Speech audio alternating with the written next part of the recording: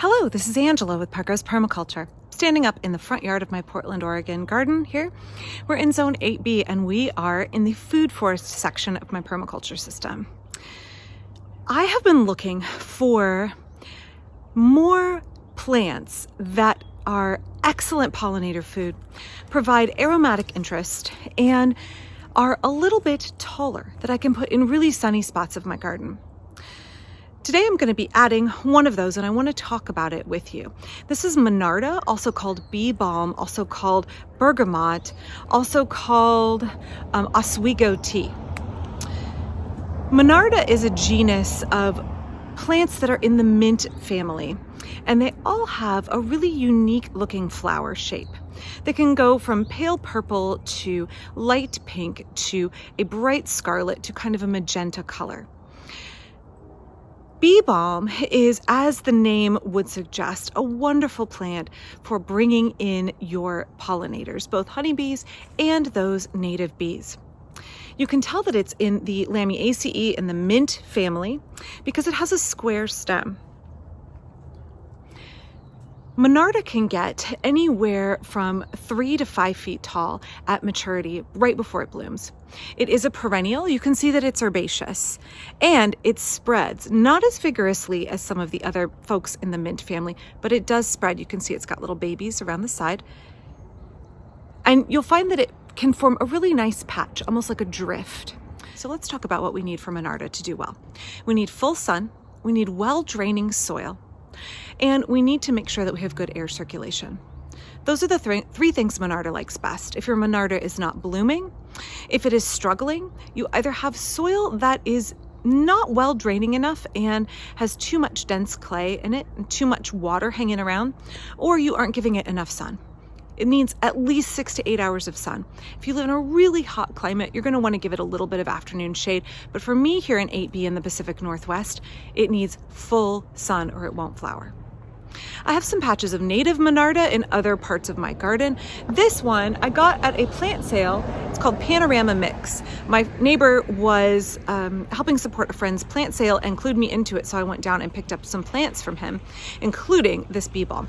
It is a variety that I don't yet have. I don't have a lot of strong reds in my garden or strong oranges. I have more of a cooler palette in general, although I do like yellows. So for me, I picked this Panorama Mix because it's much more of a pinky hued Monarda, and I think it will do really well. Monarda is a great plant for the back of a border because it does get really tall. It is a great choice for a location where you are looking for a pop of color in July. It is not something that will bloom all the way until first frost, and that is okay. If you find in late summer that your Monarda is getting powdery mildew, I would highly suggest that you cut it back to the ground. For me here, it's not that much of an issue until probably September, when the plant is already saying, like, I'm tired, I'm ready to think about going dormant for the winter. That's when I find that my Monarda is susceptible to powdery mildew. I have found it does not kill it. It just is a hallmark of the fact that the plant it's getting ready to be done for the season. If you live somewhere that's more humid, you may find it struggles with powdery mildew in the late summer if your humidity is significant. Again, cut it back to the ground, it'll come back. I really think Monarda is a great choice for a cottage garden look. It looks very traditional, kind of folksy look to it that you would expect from a cottage garden plant, but it also has a great role in a permaculture garden. If you're in a dense part of your food forest that doesn't get a lot of sun, I would suggest that you skip this and go for something else in the mint family, perhaps apple mint, that tolerates more shade. If you want something tall at the back of your border where you want to bring in those pollinators, you want to enjoy the beautiful aroma of it, and you want to have a burst of color in the middle of summer when perhaps your late summer bloomers like black-eyed Susans and some of those late asters are not yet blooming, consider bee balm Monarda.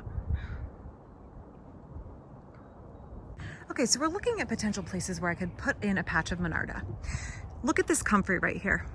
Think about that for the size and spread and height of your Monarda. Some varieties get even taller than this. So I don't want to put it somewhere where it's going to shade and block something like my Baptisia australis here. I want to put it toward the back of the bed. Now you can see this bed has room for lots of things to go in it. It's very warm and sunny here in the summer. I have a Hebe right here, which has a lovely color to it. It looks too small for this area, but eventually it's going to get about this tall and fill in. So I don't want to put my Monarda in front of that. Let's wait for the bus to pass. Same thing for right here. I have just put in some cuttings of sedum that I have rooted. I don't want to put my Monarda in this hole. It will get too tall and block my honeyberry and my peonies. So this is a bed that I have been reworking and I've been talking about a fair amount. There is a Hebe in bloom here that I will probably eventually move. It will very slowly over the years get quite a bit taller. I'm looking for some more structure here. And a lot of these herbaceous flowering perennials just take a while to get going, and so it's not that interesting for a chunk of the spring, and this needs a little bit of work. I have a hole back here, but you can see here it's too shady. I don't want to put my bee balm back in there. It won't do well. I don't want to put it in front and smother any of these plants, some of which, like my echinacea, are going to get quite tall on their own, but not taller than my Monarda. So where am I going to put this plant?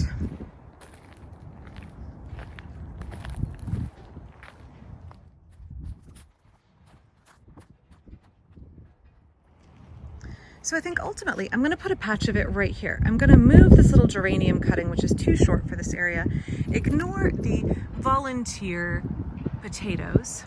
I think I'm going to put my bee balm right behind this blueberry where it will get plenty of sun and it will fit in at the height with my other taller plants back here, and it won't block too much of my greenhouse. So I'm going to go get this in the ground and I will show it to you when I have got it planted, and I will definitely keep you updated on it in the summer. If your bee balm spreads too much for you, you could always dig up clumps and divide it and share it with friends or sell it in your local garden sale. I'll be back soon for my permaculture garden. In the interim, please check out my Patreon down below. That's how you can help support the work of this channel. Thanks.